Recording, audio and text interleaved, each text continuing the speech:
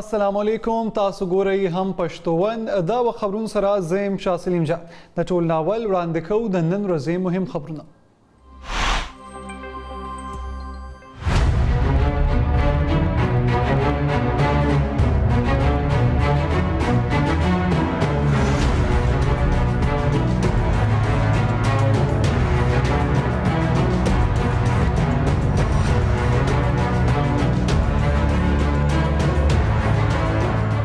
بلوچستان کې بلدیاتی انتخابات 22 ضلعو کې د پولینګ عمل تر سره د نتیجو راتلو سلسله جاری. د پولینګ عمل بغیر د وقفې د ماښام 5 بجو پورې جاری و.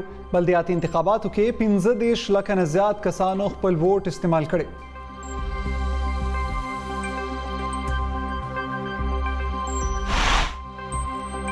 د عمران خان د روح په ډاګه شول. د آډیو ټیپ نه د عمران خان معیار مخې ته راغلی. عمران خان خپل ځان او خپل حکومت بچ کول لپاره NRO غوښتي. د وزیر اعظم شهباز شریف لخوا عمران خان باندې سخت ټکونه وایي ټول کوششونه د ناکامه کېدو نه پس د جعلي سازش کیسه تیار کړې شوې.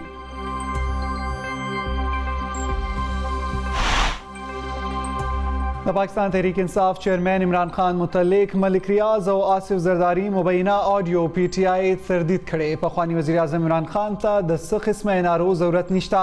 دغه ټولو خلکو د خان صاحب نه NRO غوښته کوم چې ورته نه ده ملاو شوي. د پاکستان تحریک انصاف رهنما شهباز ګل وینا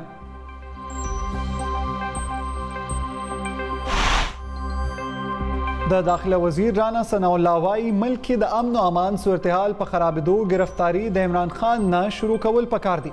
عمران خان هغه تن دی څوک چې ملک کې فساد جوړوي. د تحریک انصاف د 200 نه زیات کسان مطلوب دي.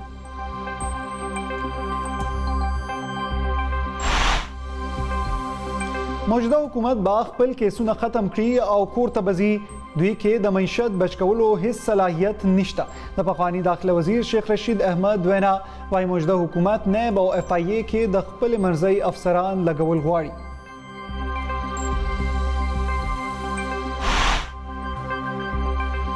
پخوانی خارجه وزیر شاه محمود قریشي هم د نیب ترمیمي بل عدالت کې د چیلنج کولو اعلان. شاه محمود قریشي وایي د نیب سیکشن 14 فائدہ به صرف نواز شریف ته وي. د نیب ترمیم مقصد مسلم لیگ نون او پیپلز پارټي بچ کول دي.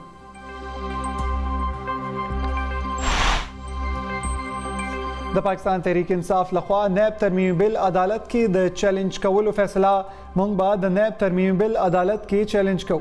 د یو سازش لاندې د عمران خان حکومت لرې کړی شوی. د PTI رهنما فاروق حبیب وینا وايي آډیو کلیپ کې د عمران خان आवाज نشته. د پټرول او مصنوعاتو قیمتونه به نور هم زیاتیږي. د خزاني وزیر مفتاح اسماعیل اولس خبردار کړي.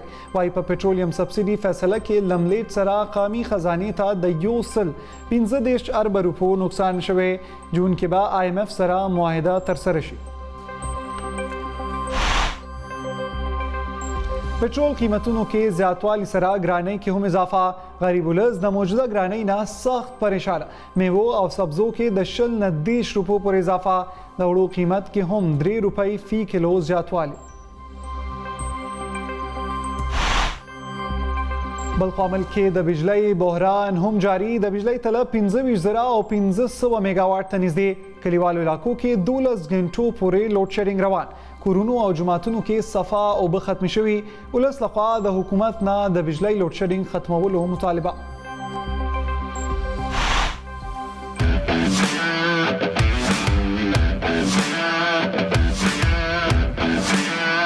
Pakistan is one of our most consistent and reliable contributors to peace efforts around the world. پاکستان د اقوام متحده شپږ څلوېښتم امن میشن کې برخه اخیستې. د اقوام متحده امن میشن سره د پاکستان سفر د 1960 کال نه شروع شوی. د ISPR وینا وايي پاکستان د کال 1960 کې کانګو کې د اقوام متحده کاروایو کې خپل ړومبۍ دسته تعینات کړې وه.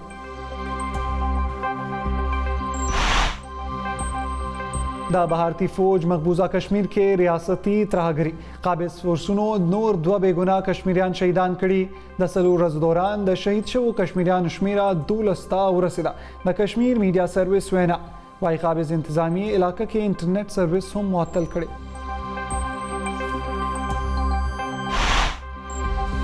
عازمین حج ته د فلایټ اپریشن شیډول تر اوسه پورې د ځنډ ښکار د مذهبي امور وزارت نه د حج فلایټ اپریشن متعلق پالیسي تر اوسه پورې نه ده جاري شوې. حجیانو ته د حج پیکج یا اخراجات هم تر دې دمه نه دي معلوم. او د ملک میدانی علاقو کې نن د ګرم موسم پاتې کېدو پیشنګویي. جنوبي پنجاب او بالایي سند کې د سختې ګرمۍ امکان. د موسمیاتو محکمې وینا وایي نن زیات نه زیات درجه حرارت لاړکانه او جیکب آباد کې یو کم 50 ډګري سنټیګریډ ریکارډ کړی شوی. دا مهم خبرونه تفصیلي خبرونه به وړاندې کوو. د دې وړې شاندمې نه پس موږ سره اوسئ.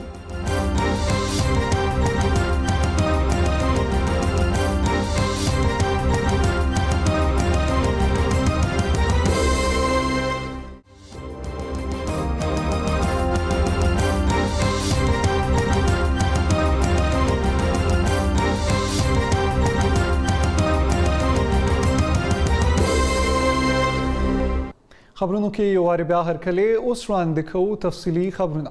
بلوچستان کې بلدیاتي انتخابات نن ترسره شوي دي. د دې ضلعو کې د پولینګ عمل ترسره شوی دی او د نتیجو راتللو سلسله هم جاری ده. د پولینګ عمل بغیر د څه وقفې د ماښام 5 بجو پورې جاری و. بلدیاتي انتخاباتو کې 15 لکه نه زیات کسانو خپل ووټ استعمال کړی دی. د ذرایعو تر مخه په ځینې پولینګ سټیشنو تاوتریخوالی هم مخې ته راغلی و. د تصادم په نتیجه کې د 10 نه زیات کسان ژوبل شوي هم دي.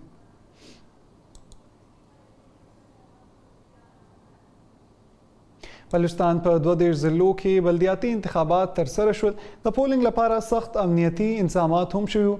په ووټونو کې 14,000 څخه زیات امیدوارانو برخه اخیستې وه. نورحال د کویټا څخه د هم پښتون خبریال ایوب ترین په دې رپورټ کې. بلوچستان په 22 ضلعو کې چې د بلدیاتي انتخاباتو لړۍ نن مازدیګر وپای ته ورسېدله. په دې کې د 14,000 څخه زیات امیدواران چې وو هغه برخه واخیستله او نږدې 15 لکه ووټران چې وو هغه خپل رایه استعمال کړې ده. د دې انتخاباتو وروسته چې دی اوس د انتخابي نتایج چې دی هغه راشروع شوي دي.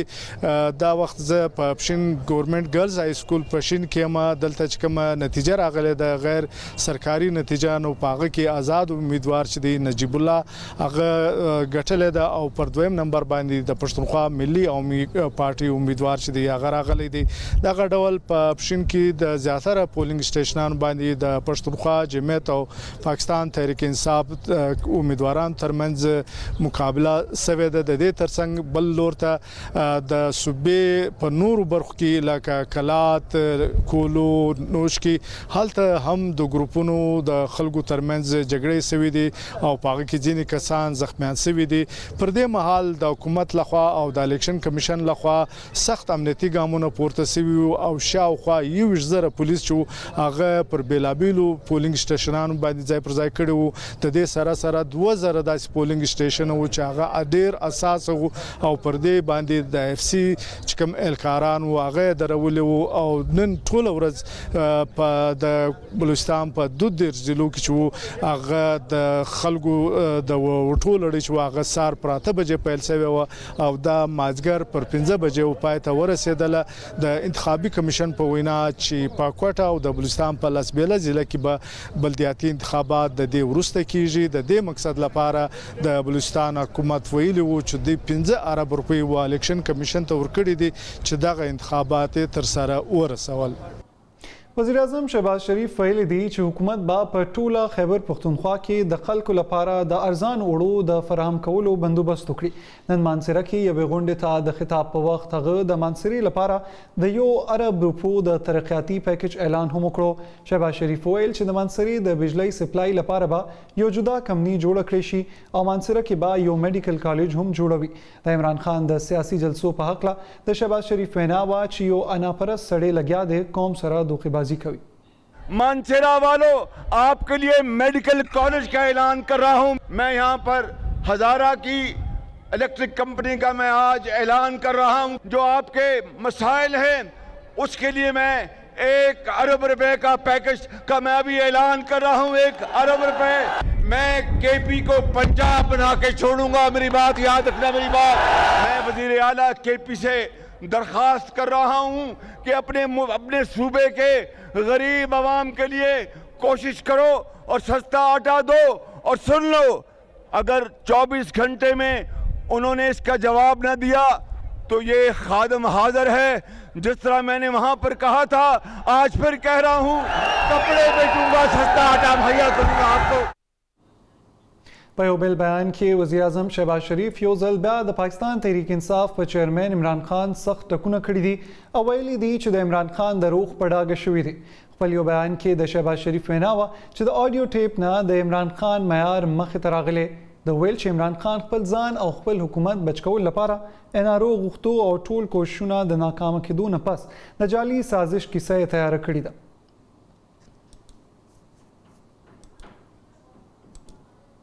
په لانګ مارچ کې چې موږ سره څه وشو د هغې بدله به اخلو. په ښځو او ماشومانو چې کوم شلنګ شوی هغې خلاف به عدالت ته رجوع کوو. موږ د دې غلو خلاف حقیقي ازادۍ لپاره راوتي یو. د پی ټی آی چیرمن عمران خان 400 کې ورکرز کنونشن ته د خطاب په وخت زیاته کړه، तुम 3 बुज़दिल करप्ट जालिम सनाउल्लाह शहबाज शरीफ और तुम्हारा करप्ट बेटा हमजा शरीफ, हम इंशाअल्लाह हम इनके ऊपर केस करेंगे कि सुप्रीम कोर्ट ने जब कह दिया था कि यह हमारा जमहूरी हक था कि हम पुरअमन एहतजाज करें, औरतें और बच्चों के ऊपर जिस तरह इन्होंने शेलिंग की, एक एक चीज की अब हम तैयारी करेंगे कि इंशाअल्लाह जो अब हम निकलेंगे कोई इसके सामने खड़ा नहीं होगा।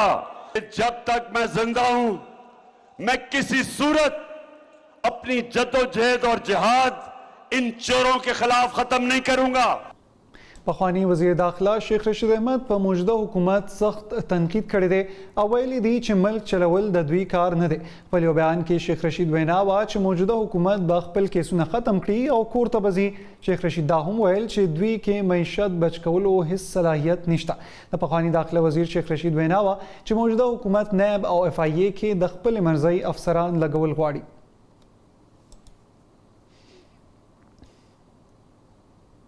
د تحریک انصاف مشر او پخوانی وزیر خارجه شاه محمود قریشي د حکومت لخوا په وروستنو انتخاباتو او د نیب قانون کې شوي ترمیمونه غندلي دي او ویلي دي چې دا ترمیمونه د یوې مخصوصې ډلې د مفاداتو تحفظ لپاره شوي. د اسلام آباد کې یو پریس کانفرنس ته د خطاب په وخت شاه محمود قریشي وویل چې برسر اقتدار اتحاد غیر فطري او عارضي دی او دې کې موجود پارټیانې صرف عمران خان خلاف راغونډې شوي دي. तहरीक इंसाफ ने भी फैसला किया है कि हम इनको चैलेंज करेंगे। सेक्शन 9 सब सेक्शन A5 का डायरेक्ट बेनिफिशरी जो है वो हमारा वजीर आज़म है शहबाज शरीफ साहब। तरमीम की गई है सेक्शन 14 में, उसके डायरेक्ट बेनिफिशरी होंगे जनाब नवाज शरीफ साहब। इन्होंने अपने आप को NRO 2 दिया है, इंडिपेंडेंस दी, आज वो कॉम्प्रोमाइज हो गई है और अब वो फेडरल गवर्नमेंट के ताबे हो गया है। चेयरमैन नैब का अख्तियार था गिरफ्तारी का, अब उसके पास वो अख्तियार नहीं रहा। د اقوام متحده سلامتي کونسل په یو تازه ریپورت کې ویلي چې قلدم تحریک طالبان پاکستان اوس هم پاکستان ته یو لوی خطر ده. د خالي په ورځ جاری شوی ریپورت کې ویلي شوی د ټي ټي پی په زرګونو جنگیالي افغانستان کې موجود دي او د پولې بلې غاړې نه په پاکستاني ځواکونو حملې جاري ساتلې دي. د ریپورت تر مخه افغانستان کې د طالبان حکومت جوړېدو وروسته په ګاونډي هیواد کې موجود خارجي وسلوالو ډلو کې ټي ټي پی زیاته ګټه پورته کړې ده. په ریپورت کې افغان طالبانو سره د القاعده د تعلقات په اړه هم دعوی شوي. ریپورت وايي القاعده طالبان سره مضبوط تعلقات لري او مشر ایمن الظواهري طالبانو د مشر سره بیعت تازه کړی دی. د اقوام متحده ریپورت کې زیاته شوي چې د القاعده مشر د افغانستان په مشرقي سیمو کې سرحد ته نږدې اوسیږي او نور مشران هم افغانستان کې موجود دي. اقوام متحده وايي القاعده افغانستان کې بدلون او طالبانو بیا واک ته رسیدو ته خوشاله ده. القاعده طالبان سره ټینګ تعلقات لرلي دي او په سیمه افغانستان کې شتون لري.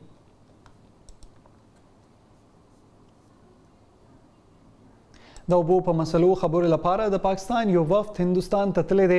د ورځني خبرې د ګل په ورځ نوي ډلې کې شروع کیږي. د انډس واټر کمشنر سید مهر علي شاه په مشرۍ 15 رکني وفد کې موسمیاتو د محکمې د آبپاشۍ نسپاک او خارجه وزارت استازي شامل دي. د وفد مشر ویل غونډه کې بعد د سیلاب په اړه د وړاندې نه معلومات ورکولو د نظام په اړه خبرې اترې ترسره شي. پاکستان په دریابونو د هندوستان لخوا د ځینې منصوبو په جوړولو اعتراض لري چې دا موضوع هم د خبرو برخه ده.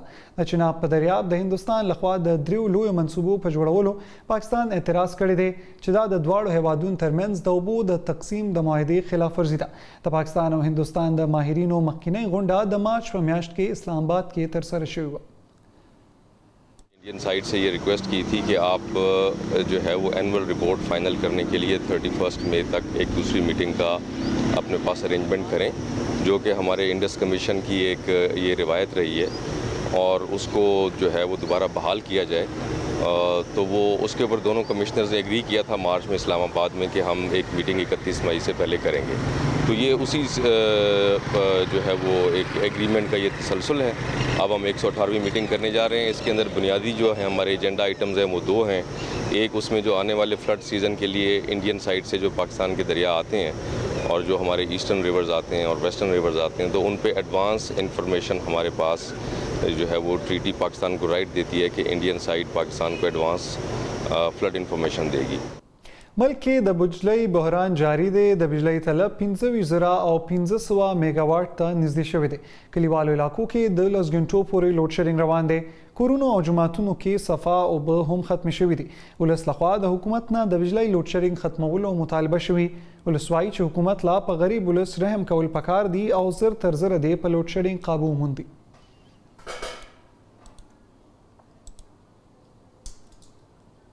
خبرونه نور هم شته، خو دا وخت شوی د وړې شاندمې.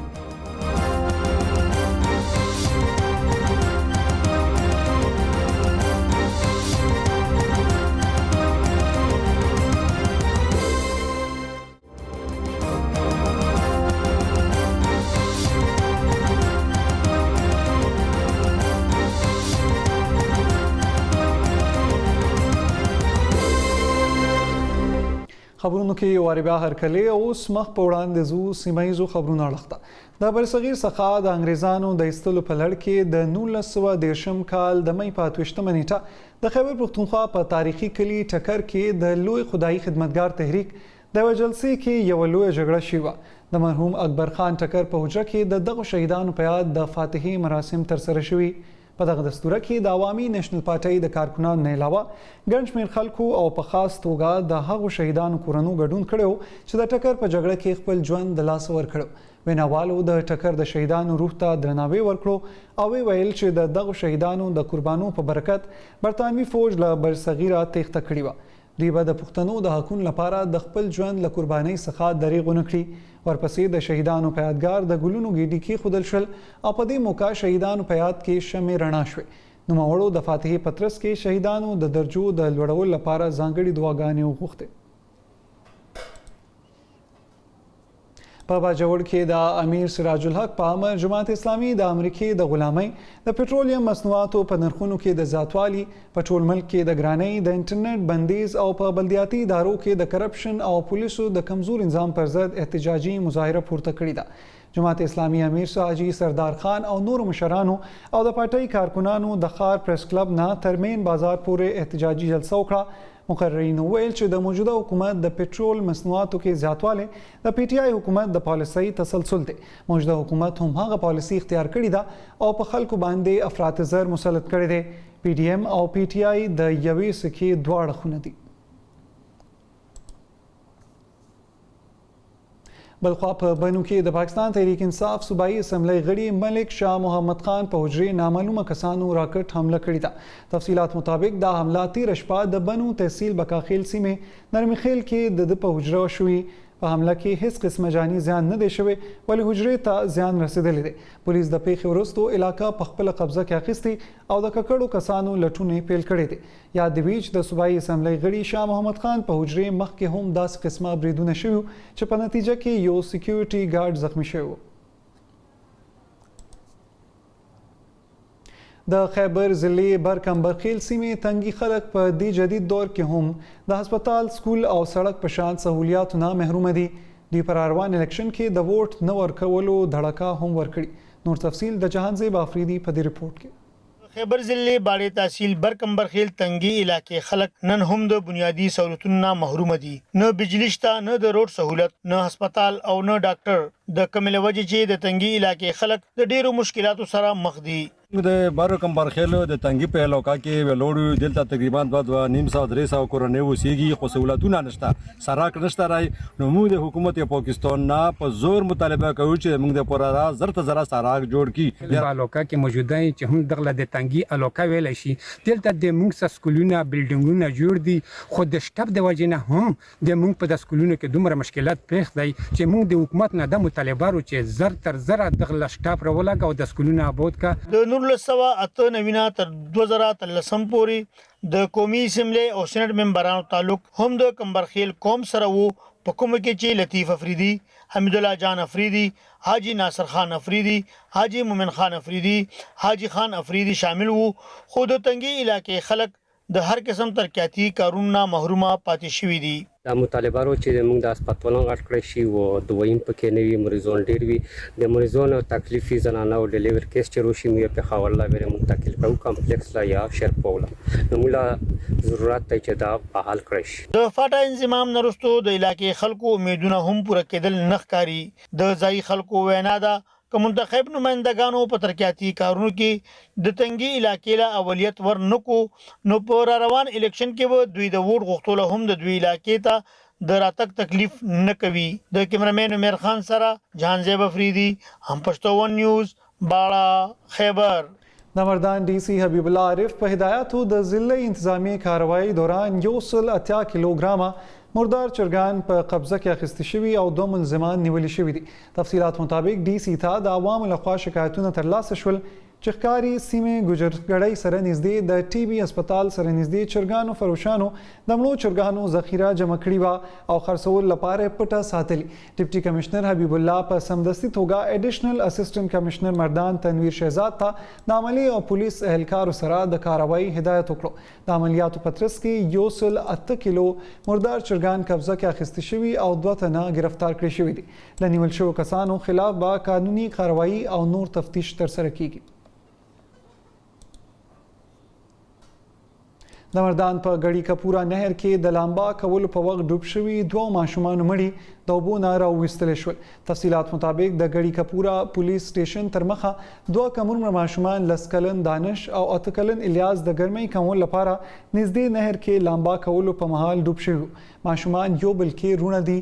د دواړو وړونو جسدونه د سیمې خلکو په خپل مرسته راوستي دي.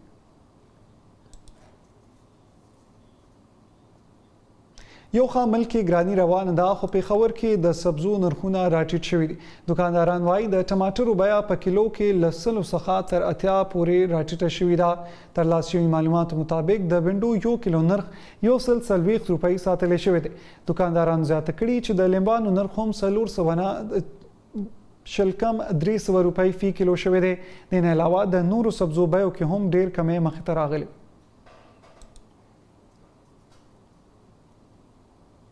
د بهارتي فوج مقبوضه کشمیر کې ریاستي ترهګري جاری ده. قابض فورسونو نور 2 بېګناه کشمیریان شهیدان کړي دي. د 4 ورځو دوران د شهید شوو کشمیریانو شمیره 12 ته ورسېده. د کشمیر میډیا سروس وینا مطابق د بهارتي ظلم خلاف په مقبوضه وادي کې پرامنه احتجاج هم ترسره شوی او قابض انتظامی علاقه کې انټرنیټ سروس هم معطل کړی دی.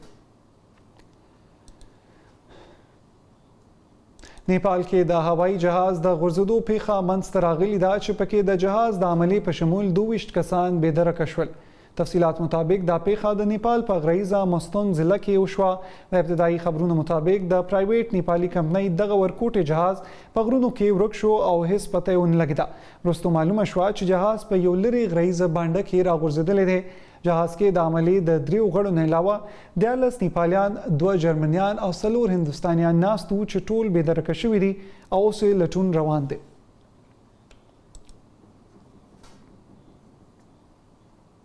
د جام بوایز لخوا یو نوې سندره ریلیز شوې. د سندرې په سوشل میډیا ډیره ستاینه شوې ده. راځئ چې دا سندره تاسو ته واورو. تور بل میں وران کئی مرما الا بیا خبر جانان کئی مرما ما جانان لیدلے دے ختم ور لکھلے دے ختم ور بیان کئی مرما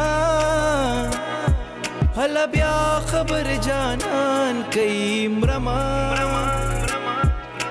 تور بل میں وران کئی مرما الا بیا خبر جانان کئی مرما په هم پښتون وړاندې کوو اوس د موسم خبرونه.